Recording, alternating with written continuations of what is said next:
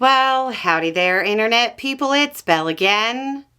And welcome to The Roads with Belle. Today is September 25th, and this is the roads to Trump's UN speech. Trump gave his speech at the UN, and it was supposed to be a strong performance. Well, it was not quite statesmanship. But Trump's teleprompter reportedly malfunctioned. Trump seemed to blame the UN for the failure. But reporting says the teleprompter was being operated by his own team. Okay, so on to the subject matter. I guess we'll start with the fact checks, since quotes are being taken as fact by many. It wouldn't be a Trump speech if he didn't mention crowd sizes and polling numbers.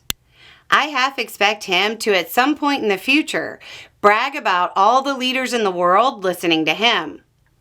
But he went the poll number route at the UN, saying, quote, "I was very proud to see this morning I have the highest poll numbers I've ever had.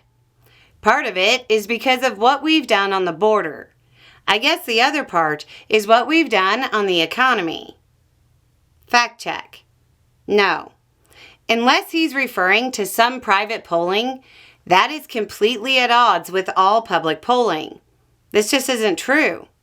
He's definitely not at the highest numbers, and his numbers on the economy are really, really bad. I'll put a link below on this.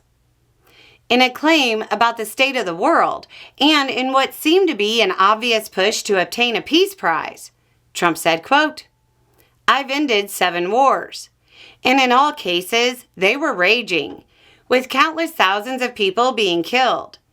This includes Cambodia and Thailand, Kosovo and Serbia, the Congo and Rwanda, a vicious, violent war that was Pakistan and India, Israel and Iran, Egypt and Ethiopia, and Armenia and Azerbaijan." Fact check. No, he didn't. 2 of the pairs of countries he named haven't been at war during Trump's time in office. One of the conflicts is still ongoing. One said he didn't bring about the end of the war. One pair is still engaged in covert and proxy actions, and one hasn't ratified the peace. I have a video going over this stuff in depth. I find it really bizarre that he made these claims at the UN. I understand it when politicians embellish domestically about stuff like this, but doing it at the UN in front of representatives of some of the countries named is something else. Trump claimed that, quote, "inflation has been defeated." Fact check. No. Interest rates are dropping not because inflation has been defeated, but because now the job market is the greater risk to the economy and the Fed's dual mandate. I'll put a link below. Aside from that, which is why Trump might believe he's winning against inflation, inflation actually ticked up last month to 2.9%, which is almost 50% above where it's supposed to be. It's been increasing for the last 4 months. Continuing with the economic claims, Trump was talking about electricity bills and said, quote, "and our bills are coming way down." Fact check. False. They're spiking. The CPI shows they're up 6.2%. Experts suggest they're likely to go higher faster because of Trump's moves against renewable energy. In a related claim, Trump indicated he gave China credit for not using a lot of wind farms. China is literally the largest wind farm user in the world. They have about 44% of the world's total capacity. Still, more economic claims. Trump said, quote, "grocery prices are down." Fact check. Just check your grocery receipt.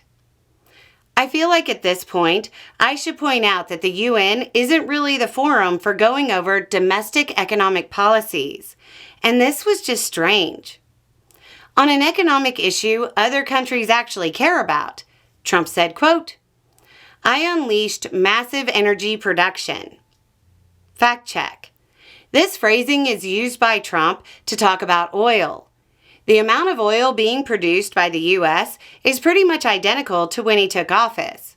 However, that too is showing signs of going bad. Since the middle of January to mid-September, the number of oil rigs in use in the U.S. has dropped from 472 to 418. Maybe he was talking about natural gas. Nope, that fell by about 0.5%. Trump tried to brag about gas prices at the UN. Do I need to mention reps from OPEC nations were present? Anyway, he said, quote, "You probably see that our gasoline prices are way down." Fact check. No, they're not. They're realistically about the same as when he took office. They're up or down by about a penny a gallon. Okay, so Trump was mocked at the UN in the past. They laughed at him. The goal of this was to make sure that didn't happen again. Well, it worked, kind of. The headlines from papers around the world include terms like debacle, lashed out, numb, embarrassing, and so on. They didn't laugh, but the world's response couldn't be further from respect. Now, on to the most important part.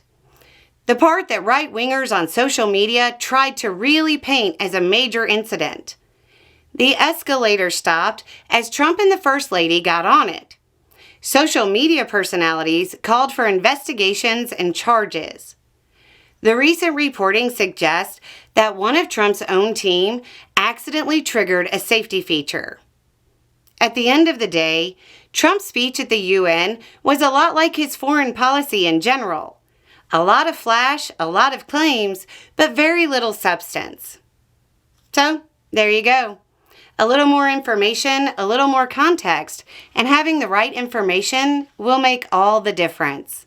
Y'all have a good day.